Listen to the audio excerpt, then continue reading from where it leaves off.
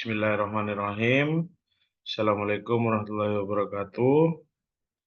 Alhamdulillah, pada pagi hari ini kita masih diberikan kesempatan dan kesehatan serta kelancaran sehingga kita bisa berkumpul kembali untuk membahas tentang hukum kebandaan, salah satu materi pada mata kuliah pengantar hukum bisnis, di mana mata kuliah pengantar hukum bisnis ini adalah salah satu mata kuliah pada prodi Fakultas Hukum Bisnis di Universitas Kiai Haji Bahauddin Mutahari Madura.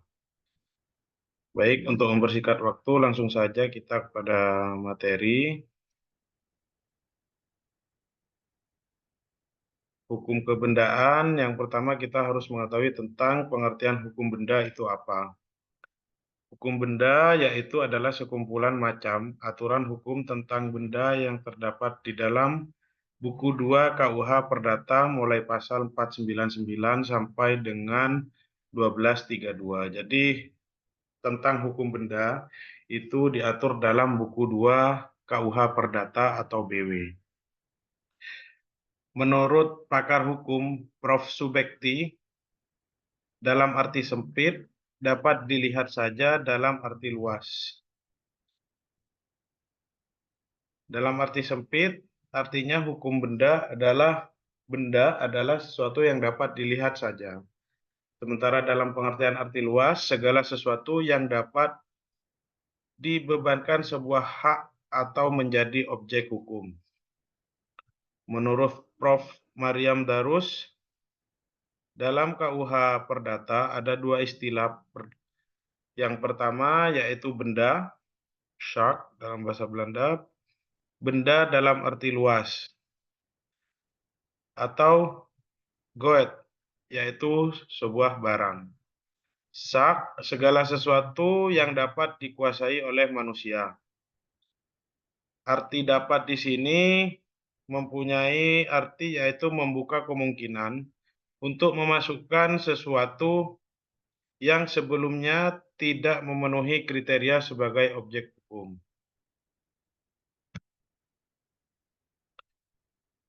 Baik. Macam-macam benda menurut sistem hukum perdata barat sebagaimana diatur dalam BW dapat dibedakan ada 5 macam. Yang pertama benda bergerak dan tidak bergerak, ada benda yang musnah dan benda yang tetap ada benda yang dapat diganti dan benda yang tidak dapat diganti, dan yang keempat benda yang dapat dibagi dan tidak dapat dibagi. Yang kelima, benda yang diperdagangkan dan benda yang tidak diperdagangkan. Dalam hukum kebendaan itu sendiri ada beberapa asas hukum benda, yaitu asas hukum pemaksa, yang artinya bahwa orang tidak boleh mengadakan hak kebendaan yang sudah diatur dalam undang-undang. Yang kedua, asas dapat dipindah tangankan. Semua hak kebendaan dapat dipindah tangankan kecuali hak pakai dan hak mendiami. Yang ketiga ada asas individualitas, yaitu objek hak kebendaan selalu benda tertentu atau dapat ditentukan secara individual yang merupakan kesatuan. Dan yang keempat ada asas totalitas, yaitu hak kebendaan selalu terletak di atas seluruh objek sebagai satu kesatuan.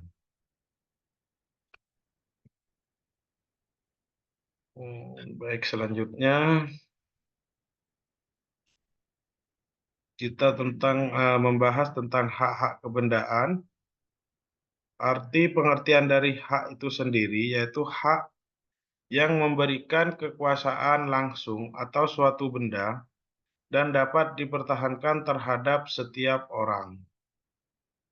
Ciri-ciri dari sifat hak kebendaan itu yang pertama bersifat mutlak, yaitu dapat dipertahankan terhadap siapapun. Yang kedua, sat gevolg, atau droid descent mengikuti benda dimanapun berada. Artinya hak-hak kebendaan itu melekat kepada sebuah objeknya atau sebuah bendanya. Yang keempat, droid the preference, hak untuk didahulukan. Selanjutnya diberi hak untuk gugat hak kebendaan kepada setiap gangguan terhadap hak kebendaan. Dapat dilakukan penuntutan kembali. Ciri-ciri yang terakhir yaitu kewenangan untuk melakukan pemindahan hak dapat dilakukan oleh pemegang hak kebendaan.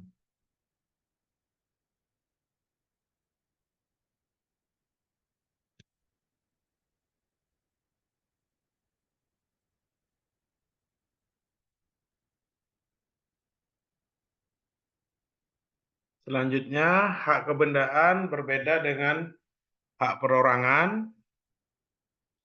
Dan bagaimana cara untuk mendapatkan hak kebendaan, yaitu yang pertama adalah dengan adanya pengakuan, yang kedua dengan adanya penemuan, yang ketiga adanya penyerahan hak, yang keempat adanya daluarsa, yang kelima ada pewarisan, yang keenam adalah menciptakan sebuah benda, dan yang ketujuh ada ikutan atau turunan.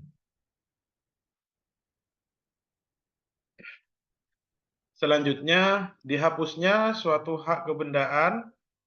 Yang pertama yaitu benda lenyap atau musnah. Yang kedua dipindah tangankan. Selanjutnya yang ketiga yaitu terjadi pelepasan hak. Yang keempat terjadi suatu kadaluarsa.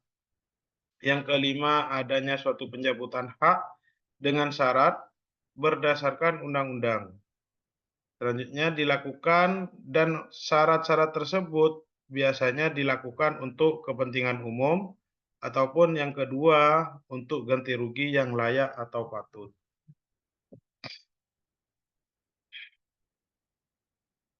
Berikutnya kita membahas tentang macam-macam hak kebendaan. Menurut Undang-Undang Pendaftaran Atas Tanah, yaitu Undang-Undang UPA,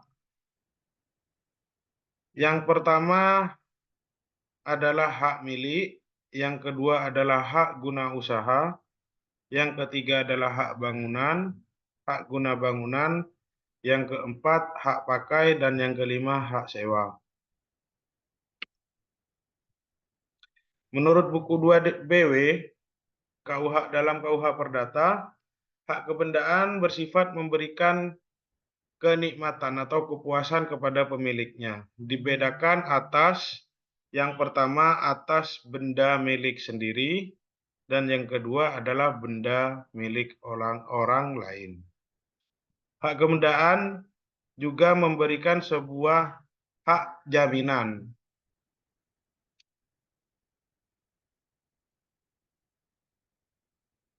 Klasifikasi tentang aturan hukum kebendaan yaitu sebagai berikut, terdiri dari 21 bab, yaitu bab 1 tentang barang dan pembagiannya, bab 2 yaitu besit dan hak-hak yang timbul karenanya, yang ketiga hak milik, dan yang keempat hak kewajiban antara pemilik pekarangan yang bertetangga, yang kelima kerja rodi,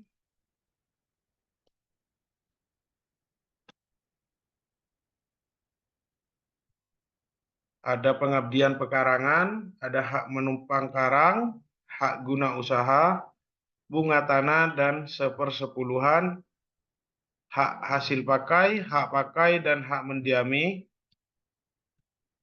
pewarisan karena kematian, surat wasiat, pelaksanaan surat wasiat dan pengelolaan harta peninggalan. Selanjutnya ada hak berpikir dan hak istimewa untuk hak istimewa pada harta peninggalan. Selanjutnya hak menerima dan menolak warisan, pemisahan harta peninggalan yang tak terurus atau terbengkalai.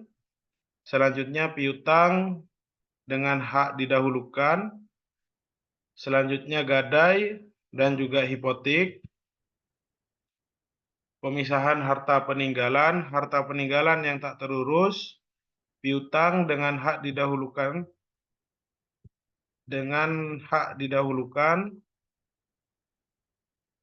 selanjutnya gadai dan juga hipotek.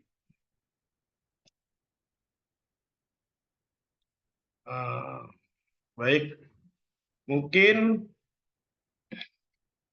itu saja penyampaian tentang materi hukum kebendaan.